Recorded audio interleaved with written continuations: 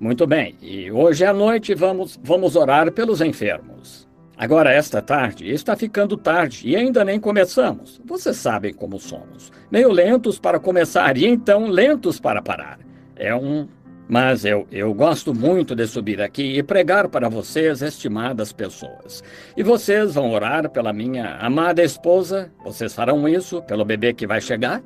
Pobre mulher, está passando por um momento difícil e estamos confiando naquele que é o invisível para a libertação. Agora, no livro de São João, gostaria de ler apenas algumas palavras e falar a vocês um pouco sim, ora, obrigado, irmão. E agora tentaremos sair em uns 30 minutos, querendo o Senhor. Quero falar com vocês hoje. Vamos ler as Escrituras em São João, ou não São João, 1 João, capítulo 1. Agora, vejo que estão aqui meus amigos Leo e Jean, dois rapazes da região de vocês aqui, fazem gravações. E, a propósito, esses rapazes vão a todas as reuniões e fazem gravações e as têm em fita. Encomendei uma fita de... Alguém havia pregado um sermão outro dia e encomendei uma fita. Que coisa! Achei que teria de comprar o país inteiro para conseguir a fita. Uns $9 por fita. Pensei, que coisa! Perguntei a esses moços, disse, e quanto a esta? Bem, que diferença havia no que eles têm? E eles têm cada mensagem e assim por diante. Elas são rústicas, robustas, mas lhes fariam bem. Irão ajudá-los muito. Isso me trouxe a salvo até aqui. Estou pronto a receber. Tenho confiado nisso nas sombras da morte. Essa religião antiga me salvou. Pode não ser toda polida como deveria, mas quero as bênçãos de Deus comigo, independente de como seja polida. E agora, e que o Senhor abençoe esses dois moços que dão a vida por esse propósito e o trabalho deles. Agora, vamos começar a ler no versículo 5, na sequência, incluindo o versículo 7. E esta é a mensagem que dele ouvimos e vos anunciamos, que Deus é luz e não há nele trevas nenhumas. Se dissermos que temos comunhão com ele e andarmos em trevas, mentimos e não praticamos a verdade. Mas se andarmos na luz, como ele na luz está, temos comunhão uns com os outros, e o sangue de Jesus Cristo, seu Filho, nos purifica de todo o pecado. Não é bonito? Agora, vamos inclinar a cabeça só um momento. Nosso Pai Celestial, falando hoje a esta amável audiência de pessoas destinadas à eternidade, talvez a maioria já esteja lavada no sangue do Cordeiro, branqueou suas vestes, limpa, perdoada de todos os pecados e ofensas, e esperando por sua convocação para o alto. E viemos falar e ter este pequeno companheirismo com nosso irmão antes que ele parta para o exterior para cumprir a grande comissão, ide por todo o mundo, pregai o evangelho a toda criatura. Abençoa nosso querido e amado irmão, Senhor, em sua missão.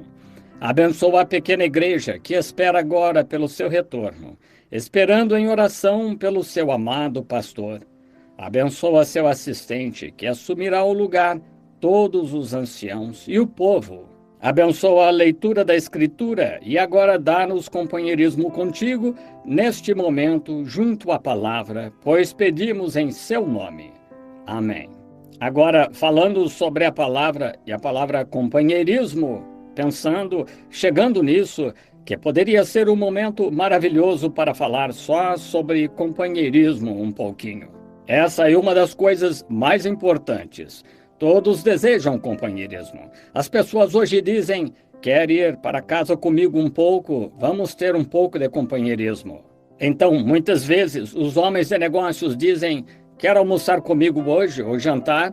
Ou sair e fazer um lanche juntos, comer um pedaço de torta ou algo assim, ter companheirismo comendo. Comer combina com companheirismo. E enquanto conversamos esta tarde, que o Espírito Santo de Deus tome a palavra de Deus e alimente cada alma faminta aqui.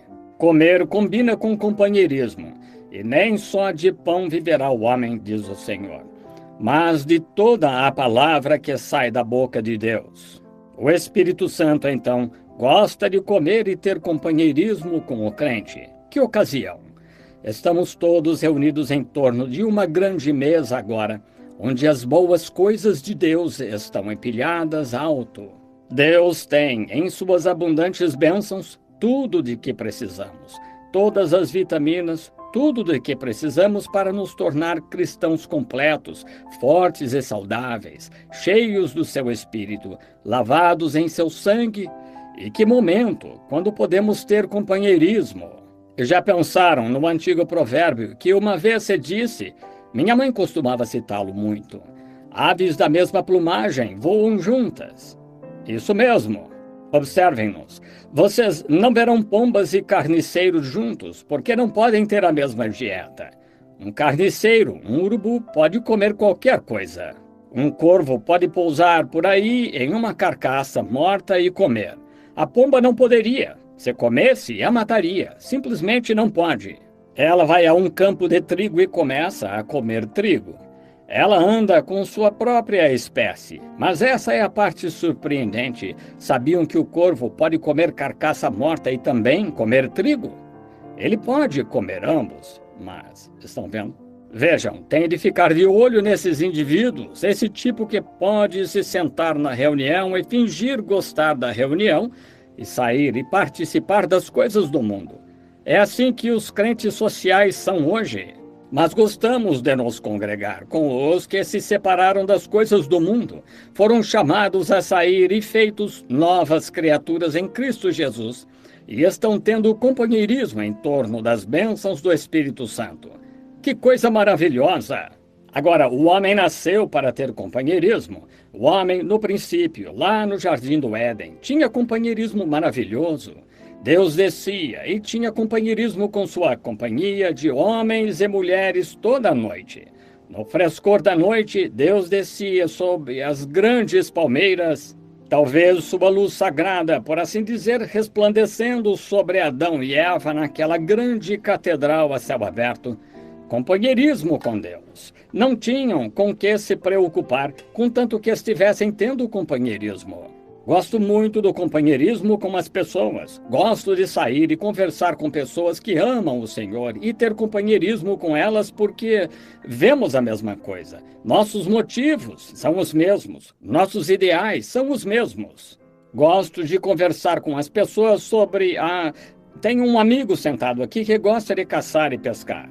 Com frequência, temos muito companheirismo.